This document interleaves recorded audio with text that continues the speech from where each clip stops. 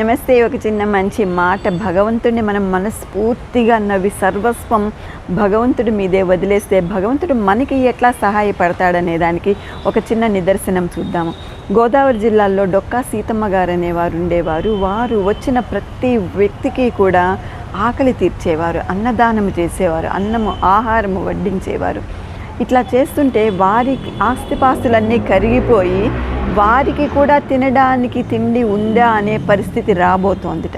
అప్పుడు భర్త అడిగారు, నువ్వు వచ్చిన వాళ్ళందరికీ దానం చేస్తున్నావు, అన్నదానం చేస్తున్నావు, మంచిదే, కానీ మనకి ఎట్లాగా అని.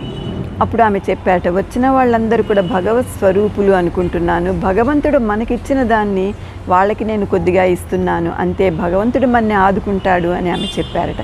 మర్నాడు వారు పొలంలో దున్నుతుంటే నాగలికి ఠంగనేదో తగిలిందిట. అవి లంకె బిందెలు, బిందె నిండా